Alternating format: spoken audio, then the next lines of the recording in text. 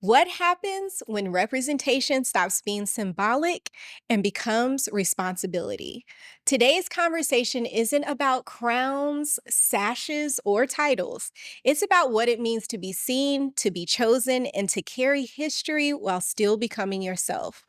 Welcome back to the Real Room. I'm honored to pass the mic to one of our past guests, Miss Simone, past salutatorian, former Miss Douglas, founder of Girlfriends at Douglas High School, and a current student at Langston University, one of our nation's proud HBCUs. Simone is sitting down with an incredible group of student leaders who represent excellence, resilience, and unity across campuses in Oklahoma.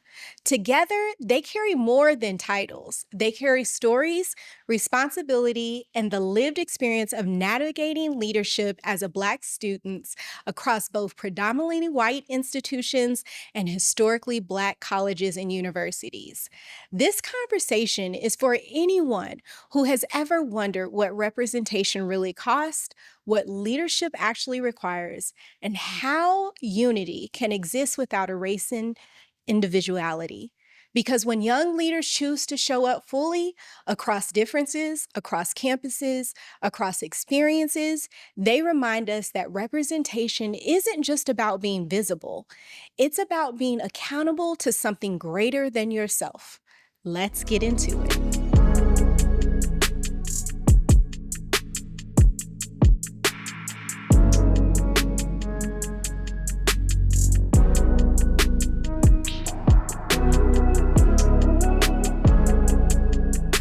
Hello, everybody. My name is Simone Burrow, and things might look a little bit different today because I am taking over the Real Room podcast for this episode. So today, I'm with the kings and queens of surrounding colleges in Oklahoma, and I thank you all for being here today. Thank you for giving me a chance, and thank you for Miss Lacretia for giving me a chance today. So let's get started with a little introduction so everybody gets to know who everybody is. We will start going this way. Can you say your name, major, university, and your title? Perfect. Hi, everybody. My name is Albany Bryles. I am a pre-med biology major. I go to Oklahoma State University, and I am Miss Black OSU.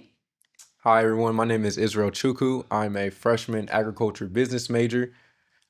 I go to Langston University, and I'm the 16th Mr. Orange and Blue. Hi, everyone. My name is Kayleana Hill. I am a junior at the University of Central Oklahoma, and I am Miss Black and Old Gold for the Southwest region. Hi, y'all. My name is Lacretia Mitchell. I am a sophomore. I am a criminology major with pre-law studies as my minor, and I am Miss Black OU. Hey, everybody. My name is Kyler Daly. I am a community health major on the pre-med track with a minor in Spanish. I go to the University of Oklahoma, and I'm the University of Oklahoma Black Royalty. Amen. So good job for you all. Great. Congratulations on your title. I know it was not easy getting there. I did pageant myself and it was not easy. So I can commend you all for doing that and getting to your title and being in your reign. So we're going to do an icebreaker just to break the ice, make things a little bit easier. So the first question, we can still keep the order or just answer how you feel. What's one very serious thing about you that people would never guess just by looking at you? For me, it's super simple, but I'm really goofy. Like, looking at me straight up, you're like, oh, she's serious. She's about business, but I love to laugh. So that's me.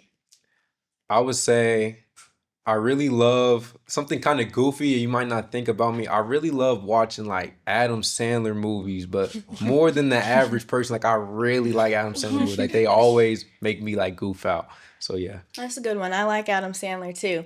I would definitely say my obsession with alpacas. Contrary to popular belief, they're my favorite animal. I think I have at least 5 different statues and stuffed animals of alpacas in my room right now. I have t-shirts. Every time we have homecoming, I always take a picture with them at the petting zoo. Like, I love alpacas. I would have to say, I feel like I have 2, but I would have to say I love baking. I can whip down any dessert you want me to. I will make it. And also, I love analyzing murders. I don't know what it is. I like the brain. I like to see why you do the things that you doing, and that's my type of thing. I watch murder mysteries all the time, so I would have to say that. Pre-law is perfect. Yes. Yes. I would say I like to have conversations with myself, not in like a weird like mental health Okay, way, you're fine. but I do like to talk to myself. I just find it relieving to like audibly say my ideas in my head because there's usually a lot going on up there. Right. So I just Very say good. it out loud. And my mom's like, who are you talking to? I'm like, nobody. So Sometimes you have the best revelations when you're talking to Yep, yourself. that You is start putting true. things together. Yeah. Mhm. Man, start recording them too. Mhm. Start recording them. Okay, last one. What's one thing you're genuinely excited about in your life? It could be in the future. It could be now. Who knows? I think that one thing I'm excited for kind of short term would be spending time with my beautiful sisters with Alpha Kappa Alpha at the regional conference. I'm so Okay. excited to be able to see all of my other people and network. But I think more long term, being able to work towards pursuing my career and being able to work within BOLSA, the Black Undergraduate Law Student Association on my campus, and being able to make sure that our events are active and consistent. And I think that I'm so excited to see how we flourish because it's more or less a reflection of all the work we've been able to put in. Period. That's amazing. I would say midterm, next month there's a freshman week event and I'm the host of it. I'm really excited to have my first event hosted by me. And more short term, I would say just pursuing my New Year's resolutions. I usually don't do New Year's resolutions, but this year it was just to read books and to wake up early. So I'm excited to do those and to be like, yeah, I can do that. So that excites me. Yes. You need a Kindle. Get a Kindle? little Kindle Fire, all of your books on there. Yeah. Mhm. Amen. I'll go. Short term, I think just one of my hobbies. I love music. Like I'm obsessed with music. So I just got a record player for Christmas. So I'm excited to keep collecting vinyls and keep pursuing that little hobby. Long term, I'd say probably the same as you, pursuing like my career goals. Medicine is a long journey, but I'm every day blessed to be doing it and I love it so far. So I'm just excited to keep pushing, keep getting my classes done and keep on the journey. Go, Yes, girl. period. I would have to say short-term goal, NAACP is coming back on the OU campus and I'm proud to be a part of it. So I'm really excited for that journey and what we have to bring to the OU campus, especially with the times that we're in right now. It's very important to have that organization out and about. Long-term goals, again, career. I plan on being a very high-end lawyer, and that is my full plan and my job, and that I do not have a plan B or C. I have one plan and it will go that way. So Right. Amen. that is my plan on that, and also making my relationship with God closer than what I want it to be. I So, love that. yeah. Love that. I love that with NAACP too. Are you like Yes. working to recharter it on your Yes, campus? we are working to recharter it. I'm actually VP right now. Wow, So congratulations. yes, and then I'll be president junior year. But I'm really Okay. excited. It's gonna be really fun. We'll start it up and everything. We're getting it started, talking to the people that we need to talk to and everything. So it'll be great. I'm excited. That's awesome.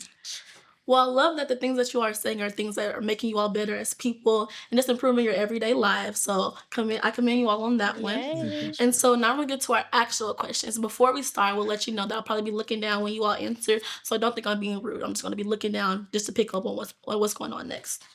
So for our first question, and again, you all can answer how you feel, and it could be popcorn answers, so it doesn't have to go on down the line. And everyone, again, does not have to answer.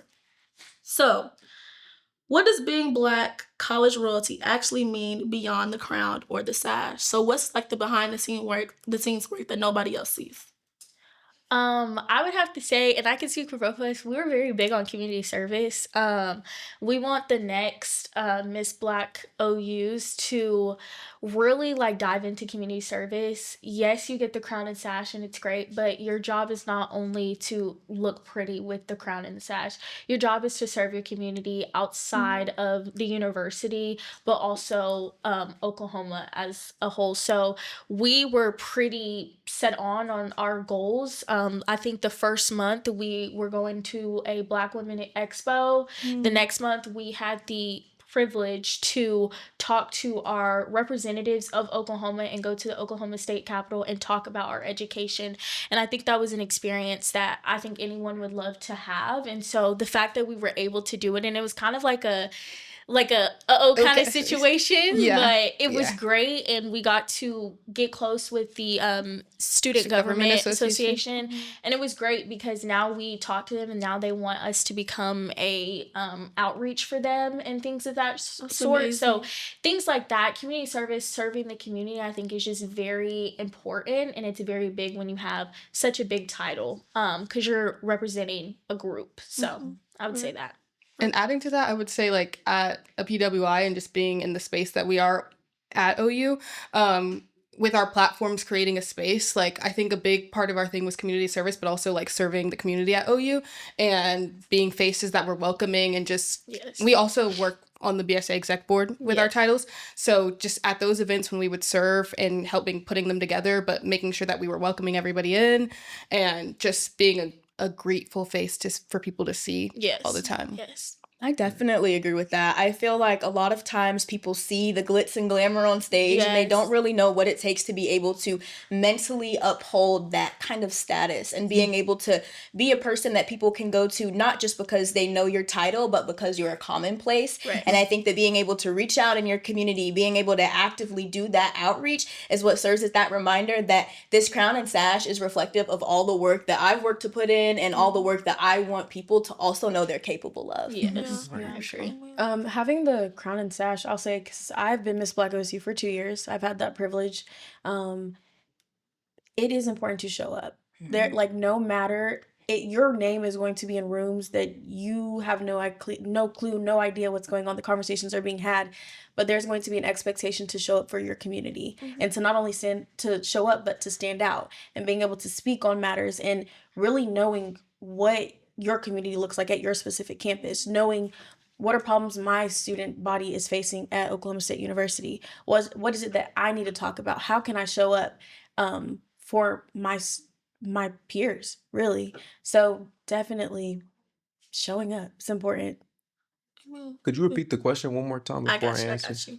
So what does being Black college royalty actually mean beyond the crown or sash? So like behind the scenes. Oh, behind the scenes, I would say definitely, I feel like with the unique experience of going to an HBCU and being Black royalty, it's kind of just that much more like you have to be on it. You're really representing a whole school of like people that majority look like you, and with that behind the scenes, there's a lot of support that people don't see behind the scenes. Like they see on stage and they see like you get the crown, you get the sash, but behind the scenes, the amount it takes a village. It can't really just be one person. Yeah. You just represent the team of people that cultivate whatever new thing you're trying to bring on campus. So I would say, yeah, that's one thing.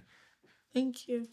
Thank you. I really appreciate that. You all are bringing good things to your campus and acknowledging spaces that weren't really built for you, especially the ones that go to a PWI. You all are in spaces that weren't originally built for you, making your place known, and not just for your peers, but for the little girls or the little boys that look just like you on campus. And I want you to know that people see you. And I go to Langston, which is a HBCU, but I see you before this episode and before or months or years ago, but I see you. So I want to acknowledge you all that you're doing great on your campuses and keep on doing what you're doing, especially when it comes to the community, because people see that, especially older women do it. Older people see it as well.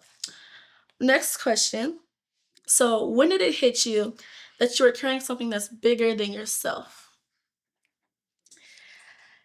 I would definitely say in the last few months, being able to work with these new girls who are currently competing for this upcoming crown and sash, understanding all of their reasons towards wanting to have this platform and wanting to broadcast it was very inspiring to me because I saw myself in so many of them. I mean, just a year ago, I was at the same rehearsals as them, doing the same process, same talent bits, and being on the other side of that now and watching them make all of these strides to be able to obtain something that I have had the opportunity to do has made me realize that this isn't just a title, it's an embodiment of values that I uphold, and seeing how hard they've been working is really putting into perspective how much bigger this title is. And it's really driving me to not only want to influence them and help them, but take pride in this title beyond my campus and using my platform to be able to ensue service throughout my community. Yeah.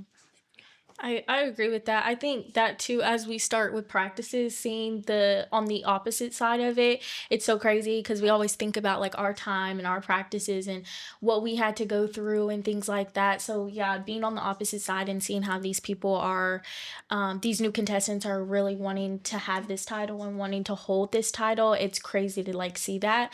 I would also say another moment is when the crown was placed on my head. I realized that I'm now the face of the Black community at OU. We go to a PWI and I'm not the face of the entire PWI because not everyone likes who I am just because of the skin color that I have.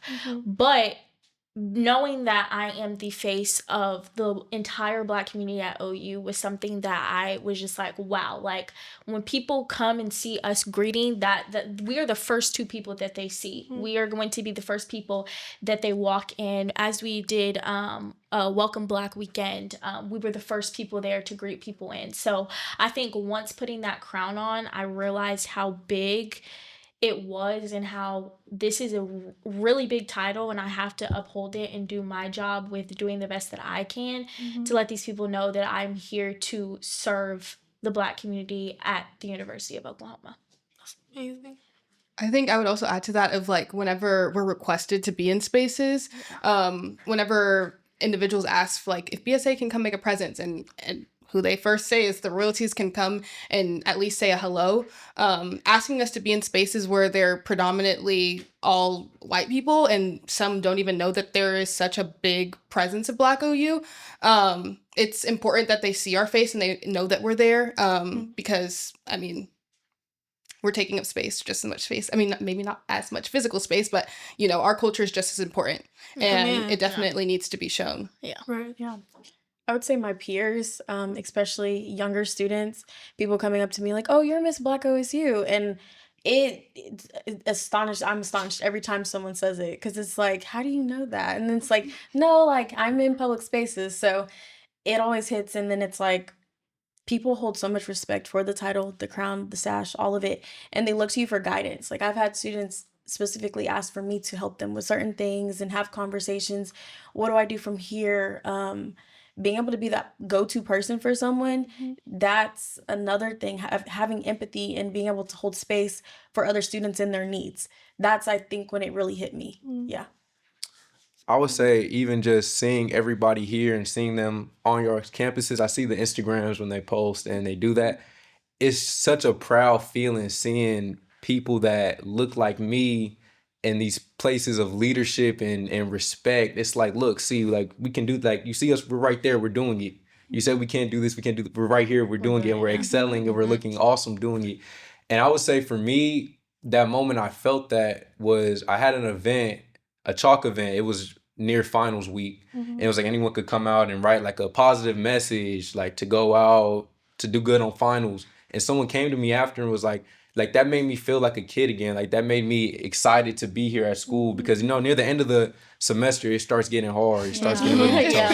It starts getting really tough. It's real heavy. Yeah. So when he said that to me, I was like I have that impact to be able to positively like impact my campus body. It really made me feel like, wow, I can really do stuff. Yeah. That's amazing. That's amazing. Okay, next question. How does being Black show up differently in your role at a PWI versus an HBCU, especially here in Oklahoma? I'll say Stillwater is a very small place. Stillwater runs itself. I tell people this all the time. It genuinely runs itself. Within that, you have the Black community there. And the Black community is even smaller. And then it's like, what was the question? I'm losing my thought. How does being Black show up differently in your role at a PWI versus an HBCU? Yeah. Okay. Makes sense. Yeah. So it's just a smaller space. So you're representing a smaller group of people, but because that group is so much smaller, it means more when you do go out and represent. For example, we're required to do the homecoming parade. We're required to be in it. And there are plenty of people all over Stillwater who don't know who Mr. and Miss Black OSU are. They don't even know it's a thing. And so you get stopped and people want pictures and things like that. And it's really, like, you have to show up. Like, it means so much more because even though the community is so small and tight knit, not everybody knows about that title and what it means and the things that you get to do with it. Yeah. That's a good question.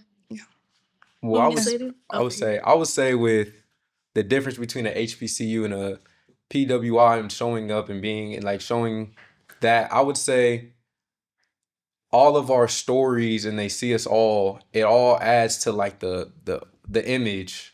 So I wouldn't say like for me, I represent every like I'm the black representation. Like I am like the black representation. Like I am the black representation. At Langston, I wouldn't say that that's me. But I would say the added contribution of everyone that has those positions at PWIs and HBCUs alike all add together that image. It's not really like my one story. Yeah. I would say at OU, I think even looking broader into our whole BSA exec board, I think a lot more falls on our shoulders because we have to, like, for the community, that is to say, because we are like the main source, we're like the hub, we connect all the Black orgs, and I think having that more work, it's tasking, but it's also a privilege because you're catering to a community that needs it.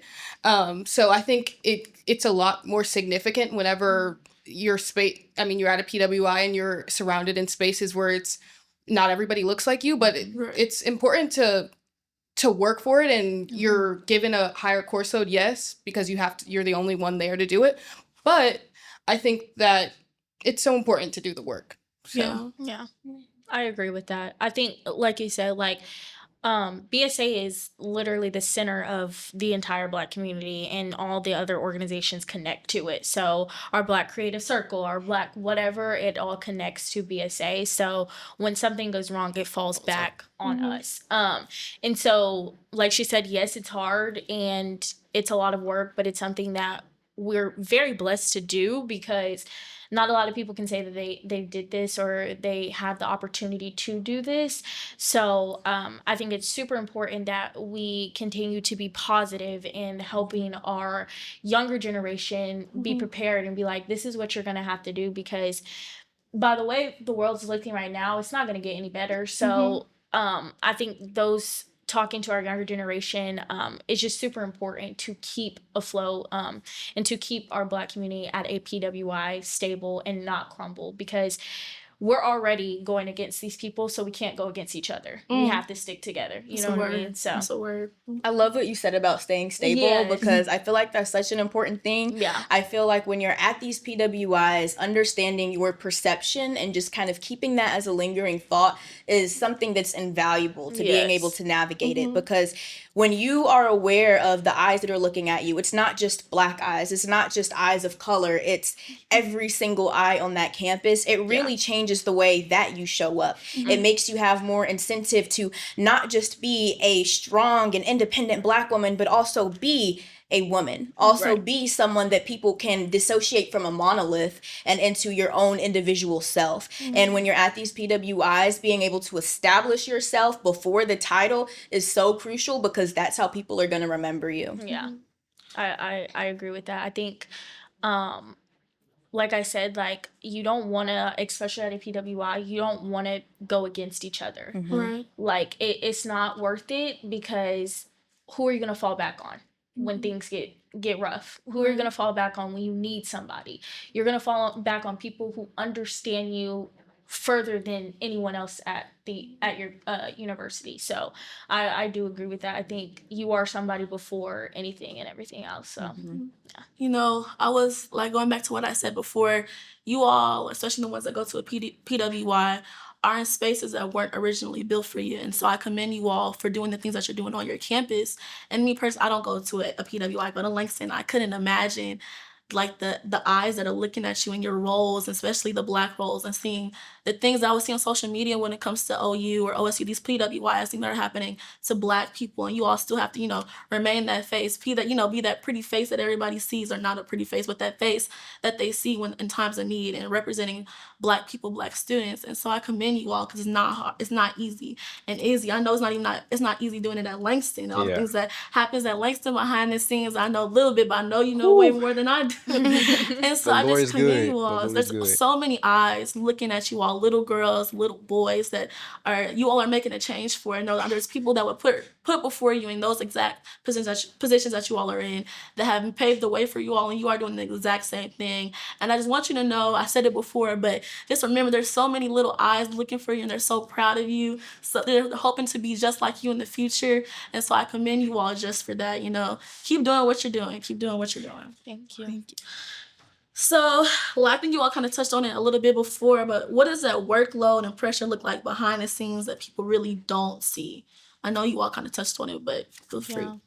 Planner. Yes. Oh my Yes. goodness. Yes. I feel like people just see the appearances and think that it's like we get a text and we show up, but it's honestly so much more than that. It is so much preparation, being able to balance an appearance or community service with an exam or a test or something else. It's something that it builds a lot of character, it builds a lot of initiative, but at the same time, it is extremely strenuous because you are constantly having to sit and kind of come back to square one and be like, am I cut out for this? Is this something that I can really do? And being able to plan things, being able to use a planner, write things out hour by hour is what reassures that I can do it. And I feel like that's something that you often don't hear about with having this crown and sash. You just hear about being on that stage, but it really is so much that goes even before you get on the stage. So much prep that happens just to be ready for that moment. Yeah, there is a lot of preparation. Luckily, there is two of us, so if one of us can't go, the other one can. So, like, it's good that we have that because either she'll have class or I'll have class or I'll have work, she'll have work or that. And we're also in different, not only are we in BSA together, but we're on different orgs on other things too. So, there's just like different stuff that goes along with it. She is kind of like our planner. I have my own planner in my head and in my calendar, but she writes the things down. And she has our little Excel sheet and she's like, we got this, and whatnot. So that I do agree. The planner makes things so much easier because you know what's coming next, you know what's coming up. So I would definitely have to say that. So Yeah. she's our little plan book. So. Yeah, I would definitely agree. But I think that's why we work so well together. Yeah. Because I'll let her do her thing. Yes, and she's our social media queen. I'm Little Miss Analytical. Like, I mean, I think I do a lot on campus outside of royalty, and so I would ditto the planner. I literally live by a planner. Also during finals week, my friend Nia knows notoriously during everything is houred out and blocked, and if things are going against the schedule, I will leave. Yes, that is true. Yes, but it's definitely challenging sometimes, and you have your events and appearances, and you have school and all the things and studying. But I think always like my platform is literally give grace. So I always have to remind myself and come back to that place. It's like, okay, everything isn't always going to go perfect. So let me just give myself grace in this moment and it'll get done at another time. And if it don't get done, it wasn't supposed to get done. Yeah. So just coming back to that, it's definitely. Yeah. What was the question again? One more time. I'm sorry. You're fine.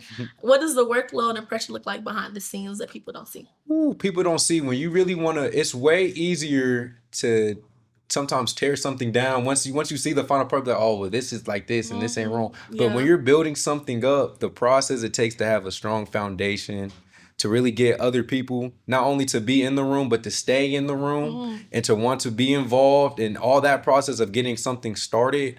It people don't see that behind the scenes. They don't see the blessings God give behind the scenes to make these events and to make these appearances really happen, because it is a lot of preparation. And me personally, I recently adopted a calendar, and if it's not on my calendar, I'm not doing it. Don't ask me.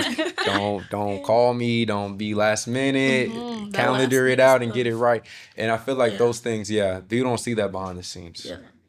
Yeah, same thing everyone else is saying. Planner, calendar, being able to cut out the time for things. And It's It's okay to say no. Right. Yes. It's okay to say no. Right. It's okay to be like, I can't do it. Amen. Like going into Langston, I was ready to be involved, to really take over, do so many things.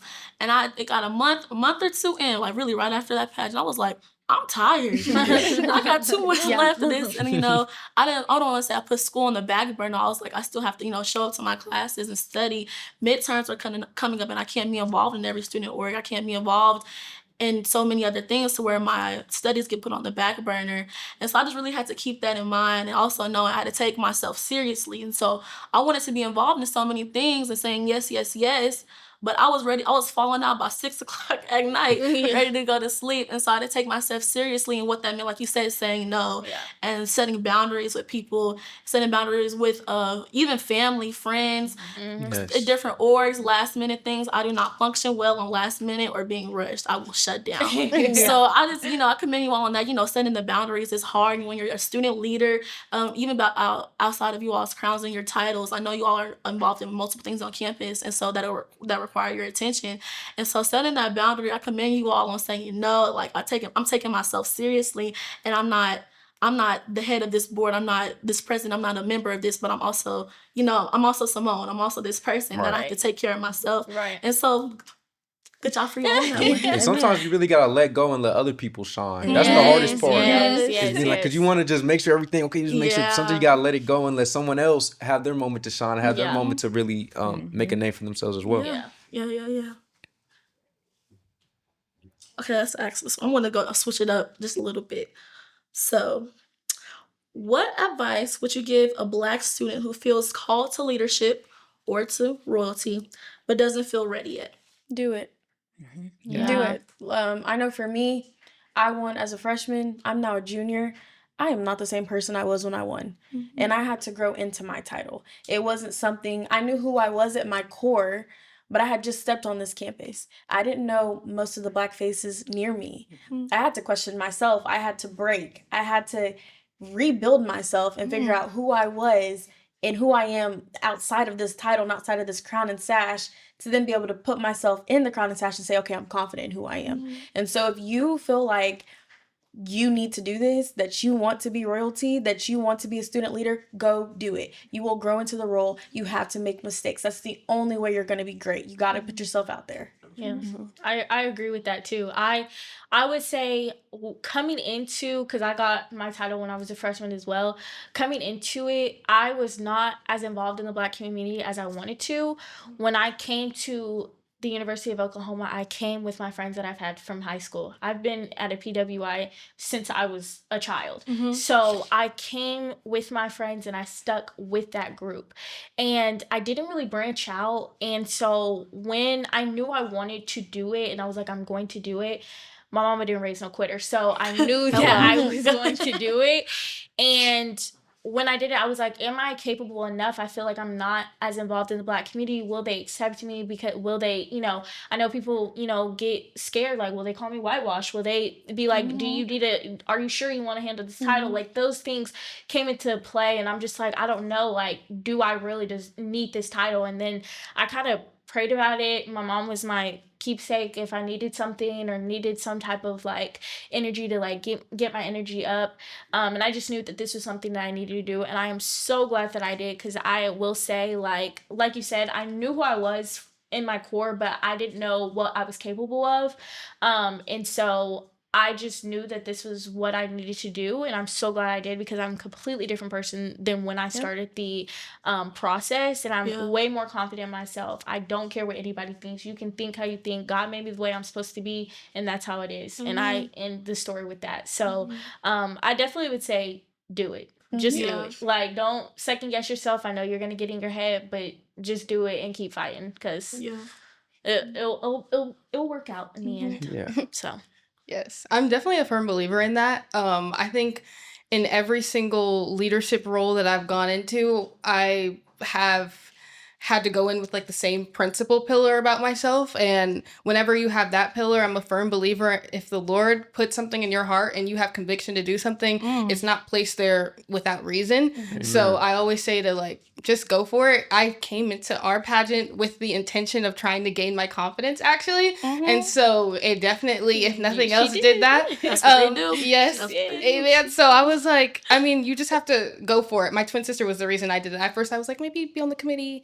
And then she was like, no, just, you want to wanted to do this forever. Be a contestant. And then in all the other orgs, I would say the exact same. Like, I've had to have that attitude across campus. I've done things with what I deem big OU, like campus activities councils and working in predominantly white spaces. But I think it's important for us to be in spaces like that. And I tell everybody, all the leaders that are coming below me at OU that are younger than me, I'm like, you need to be in those spaces. You need to speak for our community. Like, there's if no one's there, who's gonna say what needs to be said? Needed. Yes. So I'm like, take up space. Yeah. Take up Take- space. Yes, space. much I space. love Make that. it loud and take up space. Yeah. I would definitely say that when you're questioning, I'm not ready yet, I don't think I'm ready yet, my biggest response to that is ask yourself why. Because 9 times out of 10, what you'll end up realizing is that it's a personal restraint. I was on social media and I saw something that said your past occurrences are memories. Your past occurrences are memories and your aspirations are dreams. So really, it's all in your head. And when you think of it like that, it really allows you to transform your perspective. You feeling like you're not ready yet is more or less a mental block. And being able to counteract that with maybe I can just take self steps, maybe I can take internal steps to being able to reimagine my own perception of what I can do, what I'm capable of, will make me feel like I am able to step into these roles. Because I feel like almost anybody can attest to not necessarily feeling prepared for one thing or another, not feeling prepared to step into a position, a role, a new environment.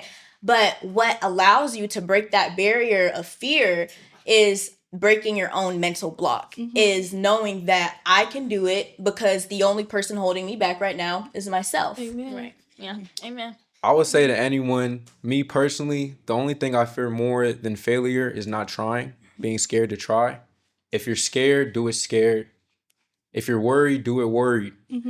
And also, to anyone that does do these pageants and they don't win. Let's say you do it and you don't win. That doesn't mean that, okay, no, that's not for me. Stop. For every closed door, there's an open window. Yeah. Go ahead and Yep. jump in. Yes. Get some people around you that feel the same way, because I guarantee you're probably not the only one that feels that way. Yeah. Start a group, start a little club, do something that way. But don't let your dreams just be dreams. Cultivate them into things that you can, when you go to rest with the Lord, you can look back and say, I tried. I was afraid, but I still tried. I tried my best. That's all you can do, really. Yeah. Yeah. I agree. It's crazy because each one of you have said at least 3 or more things that gave me literal goosebumps in the last like 30 minutes. And so you just said something that really like shook me to my core. And you said I had to break before I really flourished in my role. And I would say, or that really spoke to me because, you know, when you're going to college, you've been with your parents for the past 18 years. You live by their rules, by the things that they said. You're raised by them. And so when you go into college, you're doing your own 24 hours a day. And so you really have to sit with yourself. And I really had to sit with myself like, this is really my issues, what I like, what I don't like. This is what I'm going through. And it was a totally different thing that I wasn't used to and I had to learn how to cope with. And so when you said I had to break, I was like, that's what made you a better person. And I testify to that. I really, that really like shook me to my core. And then with you said with fear, and you all both spoke about fear. And so I was always told whenever you're fearful about something, that's when you need to do it the most. And so I feel like that kind of resonated with you all as well, or resonate with me to you all as well. You know, when you all were fearful about your role or your position, you went for it, and look at you now. Look at you now. Yeah. And you're just touching so many people. You touched me. And so I was like, that's a word. Keep on doing it. This would be a whole podcast. I need to talk to y'all more. Yes. I need to talk to y'all more. Group chat coming. But yes, I just really like what you said, what you all have said. That What's was the amazing. sound that's like, I like you or something like that? Yes. Like, I need to be friends with you. I like that. Yes. Okay. How do you stay authentic and take up your space boldly in environments that weren't originally built with you in mind? I have to stay and true to the environments that were built for me in mind. I think that being able to understand that I am in an institution that are going to have spaces that I may not feel welcomed in or may be a little bit more difficult for me to excel, it takes me back in my own head to being able to map out a plan to find organizations, find common places that are for me. My Black Student Association, NAACP, Black Undergraduate Law Student Association, even our American Association of University of Women. These are all organizations that I've been able to go to as a means of finding commonplace because they were created on the very premise that the people who founded them didn't have that commonplace. And being able to be in these groups, they instill so many qualities that I know these spaces otherwise wouldn't have been able to give me. And it molded me into the person that gave me the strength and empowerment to enter those spaces that aren't for me. So being able to find commonplace and being able to find areas of familiarity really transformed the person that I am and the way that I am able to enter these new environments. Yeah, I agree with that. I think also joining the different organizations with BSA, having that role, having a role in each organization makes me feel like I'm needed and I'm wanted, and they want my advice and what I have to say, and they want to hear what I bring to the table, or what needs to be said from my mouth. And so I think I'm in Black Getting to the Root, which is about Black women's mental health. I'm very, very big on mental health because I've struggled with it myself. So talking to other women on campus about our mental health and how it's not taken seriously is something that I really love, and it gets me emotional because I just love when people are open to talking about it, because it's a sad thing to say, but in the Black community, we are learned to just pray about it, or give it Hold to things God, in. or just hold it in. Yeah. And we're not able to actually talk our emotions out and be like, no, I'm struggling, I need help, like help me, I'm crying for help, and no one's helping me. You're telling me to pray about it, but that's just not enough for me. I need more than that.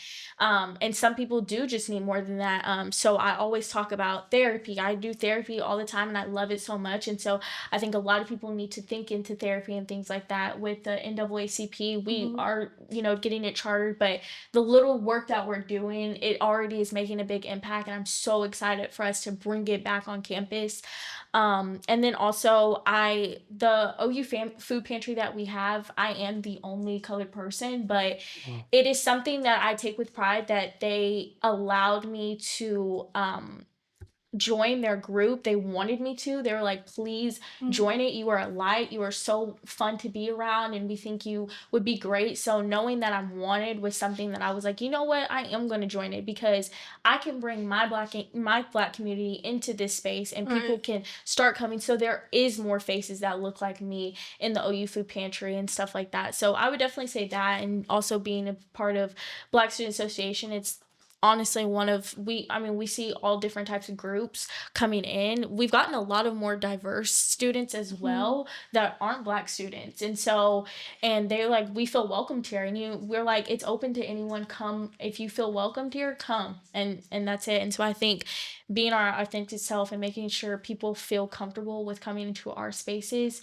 is just something that I love to see every day, especially going to a PWI. So yeah. You touched a good point about intertwining those spaces. Yes. Like that's something, when you know who you are and you know that mental health matters to you and you know that being rooted in your Blackness matters to you, intertwining those spaces is super important because we don't have to get into that, but intersectionality is really important. There are plenty of people who feel seen in certain spaces, but not in others. So like we have my Mr. His platform is built on the Black LGBTQ community. And so some Black LGBTQ students don't feel comfortable with the entire Black community. Right. But when you create a space for both to be there, that's where growth happens and connection happens. And for me, I'm the vice president of the Black Student Association, and I'm also Black royalty. Those for us, they're not together. And so for me, oftentimes it's a lot of collaboration.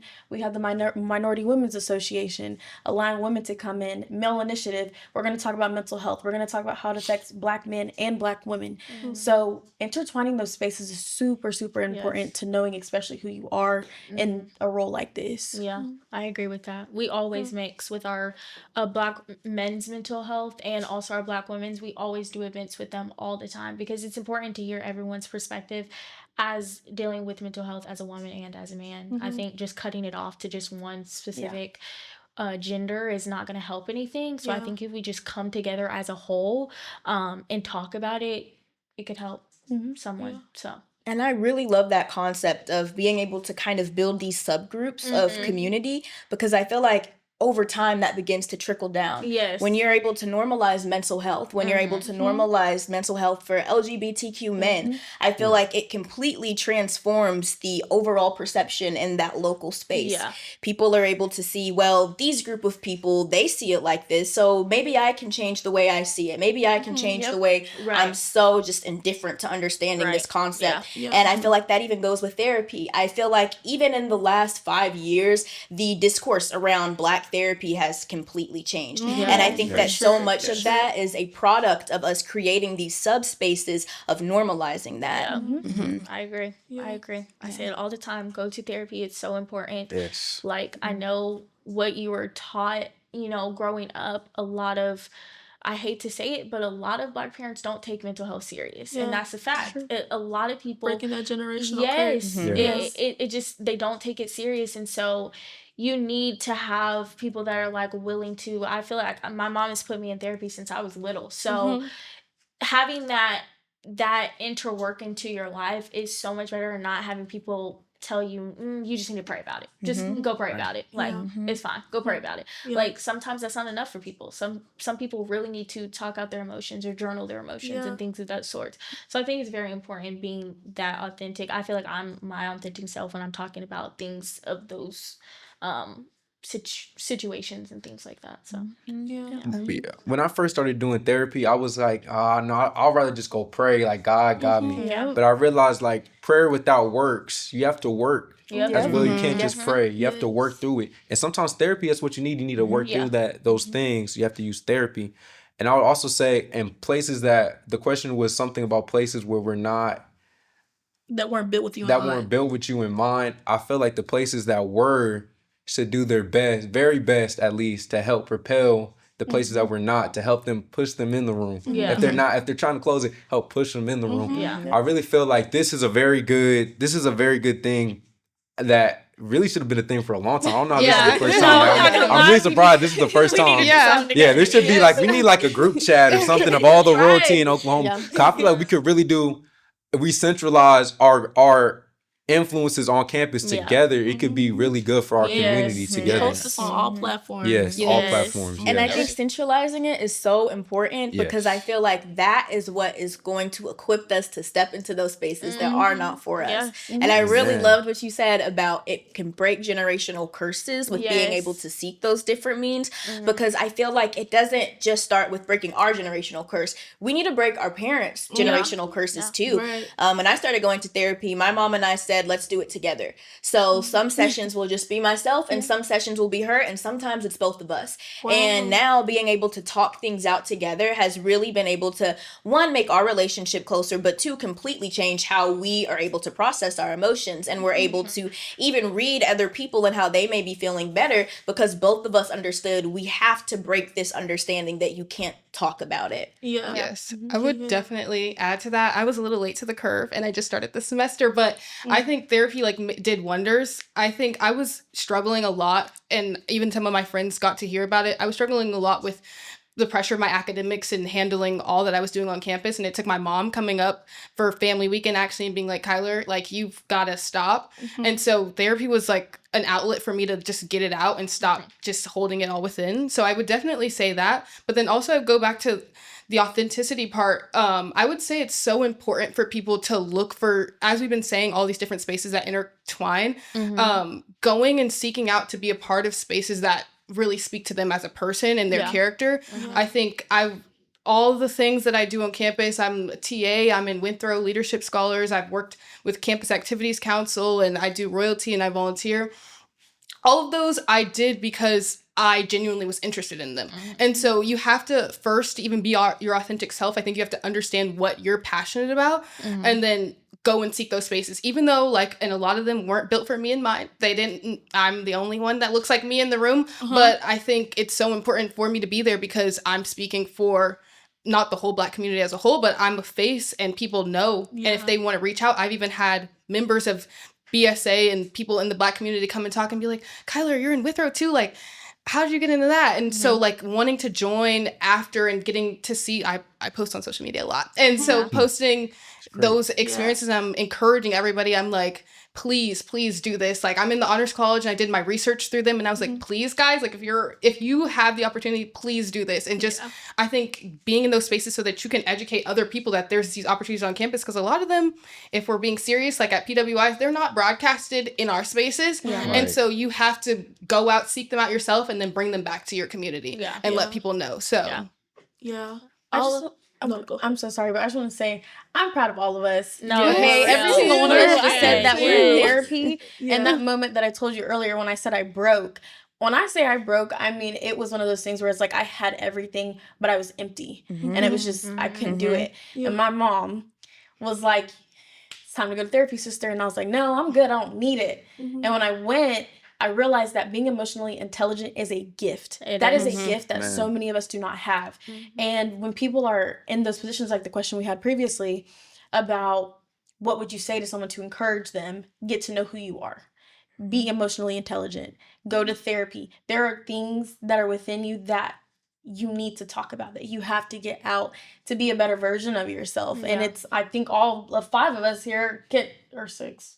5, 6, 2, 4, 6. Okay, I will say I've not been to therapy, but you all just persuaded me. Perfect. Yes. So soon to be 6 of us will be in therapy. And it's just getting to know who you are at your core and being emotionally intelligent and being able to teach. And it's amazing. I just have to say, I'm so proud of all of us. Kudos to us for even doing it. Some people are scared. I'm one of those people, like, I will keep it in, bottled in, and I'm one of those people, or the type of person that loves to be busy. I love to be busy. If I'm not doing anything, I will feel so unproductive. Like I was watching a movie, I think it was Avatar the other day, and I fell asleep because I felt unproductive.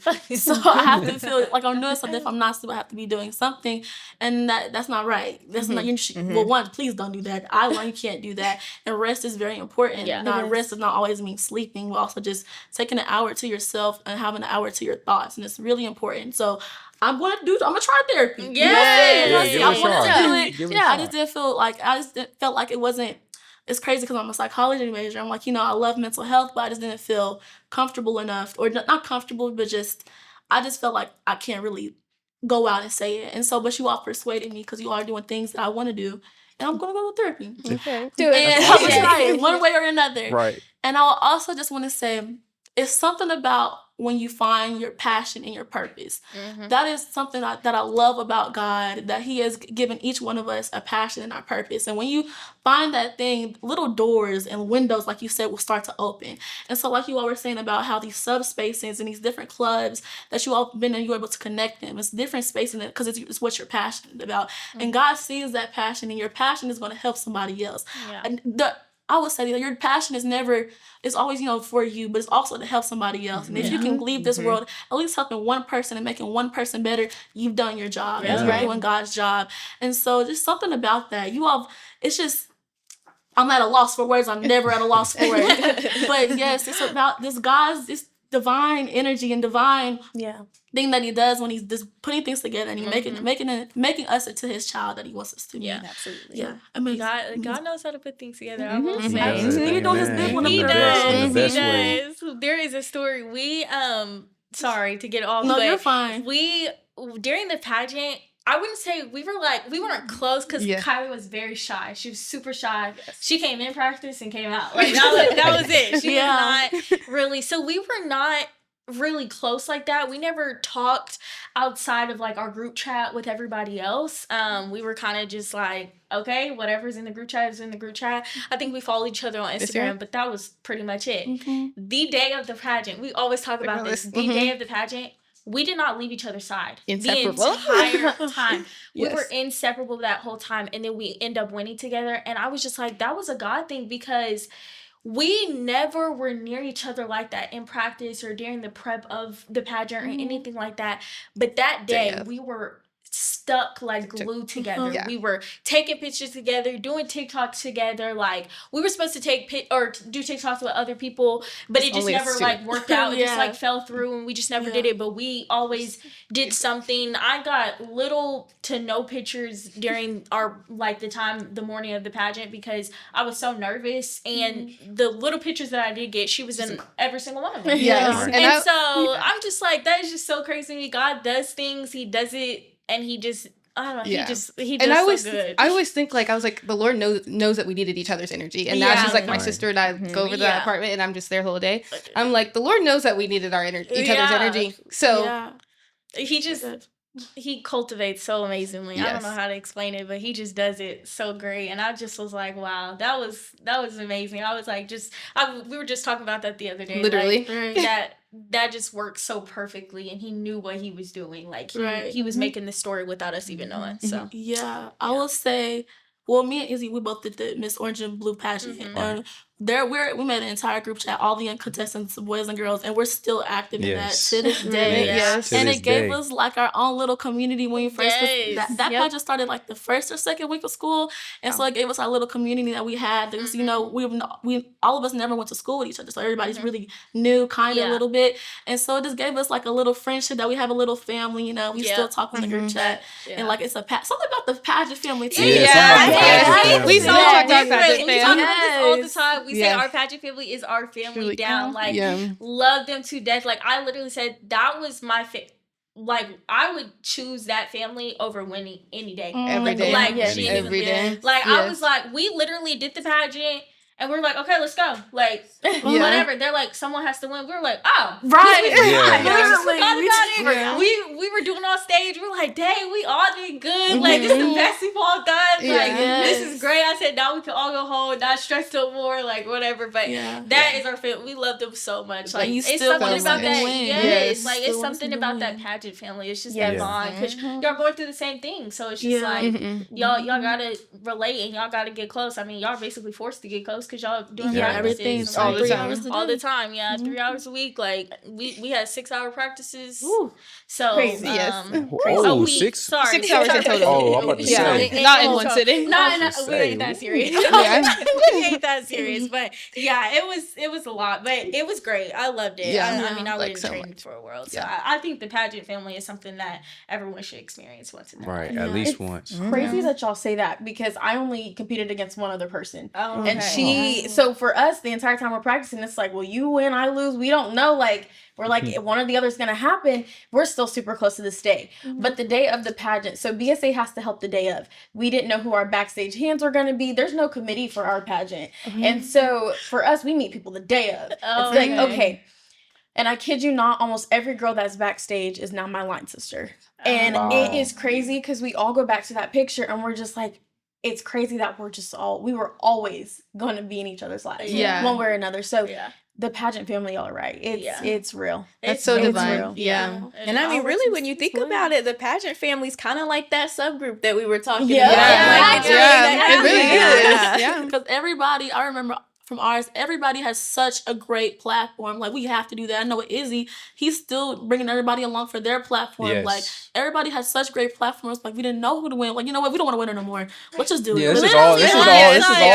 Yeah, We this is literally all like, do let's just it. all be winners. Yeah. Everyone was so good. That was Yes. the best. I was like, dang, we all killed that. I said, Yeah. no winners. We good. We Yes. can just walk off the stage and be fine. Like, I do not care. It was great. But And it's something about sometimes someone will go through the practices. You're like, I don't know, are you really serious? Do you really? And then they get to the game day and Man, they lock blow in. the socks The off. lock in. They blow Yes. the socks off. You're like, Yes. okay, so you were really locked in this whole time. Yeah. Yeah, you was playing. They got to the point where we were running through interview questions. I'm like, really, all of us, like, anyone could win, and I would be comfortable. I would be like, that's They Mr. deserve Orange and it. Blue. Yeah. They all deserve. Yeah, they all For deserve sure. it. And all their platforms. That's one of my biggest goals because all the platforms were so good. One of my biggest goals was to try to, in some way, incorporate all their platforms into mine, and just as an overall going through the 4 years of college, trying to find ways to incorporate those and remember those because they really did.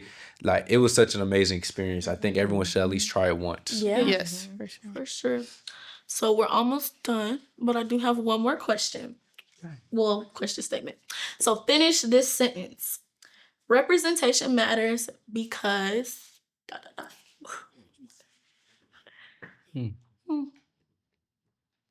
Hmm.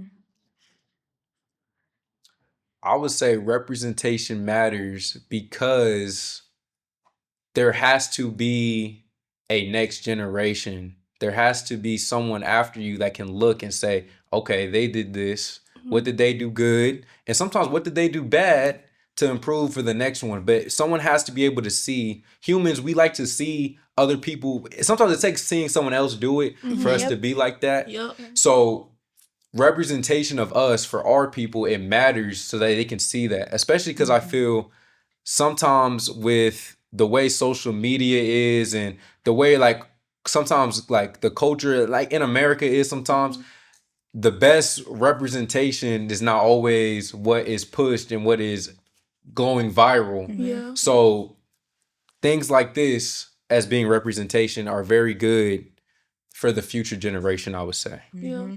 I would even say that when it comes to saying representation matters, I would change it for the sake of our group that Black representation matters Right. because we don't have it as Yes. coherently and as cohesively as other groups do.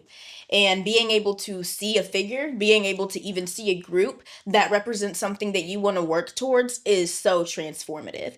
And I feel like representation comes in so many ways. It doesn't just have to mean I'm always at this event, I'm always here, and I'm always there. It can mean being able to speak on behalf of something, even if it's not face to face with someone. And I think that that's something that I feel like pushes people to need to create their own mental platform. I think that having a mental platform is almost like having a mental brand, and it's having a embodiment of who you want to represent at all times. Yeah. Being able to know what your own values are, what are the things that you like to work towards, kind of creates this figure that is the representation of who you want to be. And having that in mind matters so crucially for our community, our Black community, because we often aren't given those tools to have that kind of imagination, to have that kind of think piece for ourselves. Yeah. I would also say Black representation matters because it gives credence to those who came before us. I think now we're privileged and blessed to be able to be in spaces that some that came before us weren't even like legally allowed to be in. And so doing the hard work, that's why I say it's always a privilege, and I'm blessed to be able to do the hard work and take on the task, because those who came before us did even more work for me to be in this position. Now I should do my work so that those who come after me can look up and be like, oh, there's a person in a space. And there were those who came before me that couldn't even be in that space as much as they tried legally. There were so many people rooting for them not to be there. And so I think to give back our thanks, it's important for us to work hard in the position we are in now so that we can take up all the space that we're given the ability to. I hope this makes sense, but I think Black representation matters because standing up for what we believe in. I feel like a lot of people are scared to speak on the things that are happening now in the country and things of that. So I think standing up for what we believe in and being a voice for other people, I think is very important. I think all of our voices matter, and we should all be able to give our opinion and give what we believe is right out into the world, honestly, not just our own spaces, but the world in general. I'm very heavily into politics and things of that sort, so I feel like my representation is letting, people that are afraid to say something because they're afraid of losing friends or losing followers or, things of that sort. Being able to just be like, you know what, this is what I believe in, and I want to say what I truly believe in, and so I'm going to say this, and I'm going to repost this, or I'm going to say, what's going on isn't right, and you should feel that same way. And if you don't, we need to have a conversation, those type of things. So I think just doing that for people who are afraid to say something, I think it matters to speak your voice, because there are a lot of people who are afraid to speak their voice, and they're afraid of what people are going to think or things like that. And I think at the time that we are in right now, and how the country looks, it is not okay to be silent anymore. It's not. Yeah. We have to start speaking if we want to change. We have to start going, please vote in the midterm elections. Ooh, Please, right like, there. please vote in the Absolutely. midterm elections. It is so important to speak and let your voice be heard, because right now is not a time for us to be quiet, and it is not a time for us to be silent and be like, you know what, this is not my fight. No, it is our fight. It's everyone's fight. Right. So I would definitely say that for sure. And I like absolutely love that, Yeah. because I think that having that representative, it helps remind people who are afraid to speak on that behalf that their fear is valid. Like, Yeah. it's completely okay, Yeah. but it needs to be addressed, and you need to be able to come to terms with, while it is a fear, it's coming from a place of unrest, and you Right. know that you need to be able to have some sort of opinion, have some sort of stance to kind of move that margin and your own comfort within the really crazy environment that we're in. Yeah. And like the words of Spike Lee, it's time to wake up. Yeah. And Right. in this It is. moment, more than ever, being silent is not It's the not- way to go. yeah. It's It's not not. really an You have to option. be able, Yeah. because silence is complacency. I mean, we've heard it so often, and I think that now more than ever, not being able to use your voice, especially as Black individuals who continue to want to enter spaces. Any Black individual who continues to want to enter these spaces, not being able to use that voice, because your voice is your agency, is doing a disservice, and it's Yeah. not just to yourself, but it's to your community. I agree. Yeah. I would Speak your mind. say, yeah, representation matters because it allows identity to be visible. For each one of us, we are completely different individuals, but at our core, we know that there are things that we have to work on, grow, and things that we, like you guys are saying, that we need to talk about. There are things that have to be said. It is very important to represent who you are and be whole in who you are, because it allows others to know that they can be comfortable in doing that themselves. Yeah. So I definitely think visibility is really important. So I agree. That's great. That's amazing. So Like she said, please go vote. If you can vote, Yes. go vote. Seriously? Please And vote not for just in us. the vote. election every Yes. 4 years. Yes. Make sure you are Yes. voting in every single Yes, election city that has in elections. between, because those are the ones that really count. Yes. Please. It's In your important city. to go vote. county, all that Yes. fun stuff. So our time is pretty much up, but I do want to give out the space. If you all have anything else to say, or to the camera, for anybody that's listening, I encourage you all, I invite you all to say it at this time. You don't have to go, but if at this time, if you would like to say anything. I think I'll just say a positive message to all college students. I guess it's regarding my platform a little bit. We're going into a new semester. Give grace to yourself throughout the semester, and keep pushing, rely on your community, and just work hard, I guess. Yeah. I will say, as wise words that were given to me by my mother, remember who you are and whose you are. Amen. I would say, in relation to my platform as well, now more than ever, show up and show out. Be there for yourself, be there for others, and instill the tools that you need to be the best version of yourself. Yes. As we go into this new semester, stay educated, stay strong, and cherish your peace. That's what I would say. I would say, I know it's hard right now. You're probably going through it. You might be dreading going back this semester, but enjoy it, because it goes by really fast. Well, this was a great episode. Oh, oops. Sorry, cut that out. Okay, this was a great episode. I thank you to Miss Lacretia for having me here. I really hope to speak with you all again, and I will be speaking to you all again. Yes. So you'll be looking out for a text. Be looking out for a text message from me. And so I just really think it's important to have this space. I really think you all are going to touch a lot of people who want to be in the exact same position that you all want to be in. This is going to touch a lot of people, and I hope to do it again with getting more young people on this podcast, because I was touched by it and I was just listening. And so I thank you, Miss Lacretia, for having me on this podcast. Thank you to anybody that's watching. And so remember to like, comment, and subscribe, and repost. Thank you for watching. Bye. Bye.